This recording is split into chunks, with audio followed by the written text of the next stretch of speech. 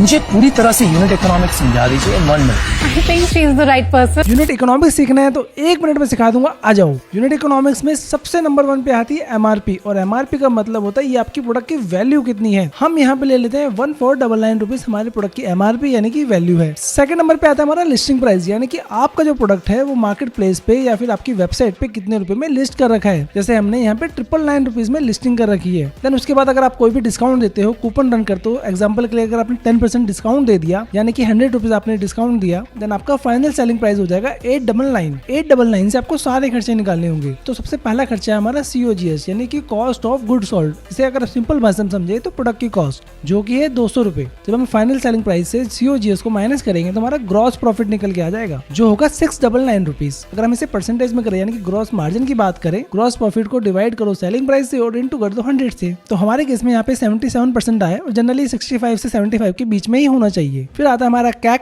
यानी कि customer acquisition cost, जिसे अगर सरल भाषा में कहें तो मार्केटिंग कॉस्ट आप कह सकते हो, जो कि हम मान लेते हैं अराउंड 200 रुपए। इसके बाद आता है आपका मार्केट प्लेस की फीस। अगर आप Amazon फ्लिपकार्ट पे डील कर रहे हो तो आपको डिलीवरी, उनकी कमीशन ये सारे हो जाएंगे। अगर आप अपनी वेबसाइट पे कर रहे हो तो आपको प्लेटफॉर्म फीस, आपको शिप रॉकेट का फीस, आपको डिलीवरी के चार्जेस, आपको COD के चार्जेस, ये सब आपको देना होगा। एग्जाम्पल हम मान लेते हैं 100 रुपीज। अब हम ग्रॉस प्रॉफिट से ये CAC और फीसेस माइनस कर देंगे तो हमारा कॉन्ट्रीब्यूशन मार्जिन आ जाएगा जो कि होगा 399 रुपीज। इसके बाद आ जाएगा हमारा फिक्स कॉस्ट, जैसे कि हमारा टीम हो गया या फिर रेंट हो गया, जो कि हम पर ऑर्डर 50 रुपीज मान लेते हैं। अगर इसे हम कॉन्ट्रीब्यूशन मार्जिन से माइनस कर देंगे तो हमारा एबिटा आ जाएगा। अब आपने शार्क टैंक वगैरह में सुना होगा, ये एबिटा जैसी कोई चीज जो होती है वो यही होती है। अब ये एबिटा क्या है? एबिटा का मतलब होता है earning before interest, tax, depreciation and amortisation.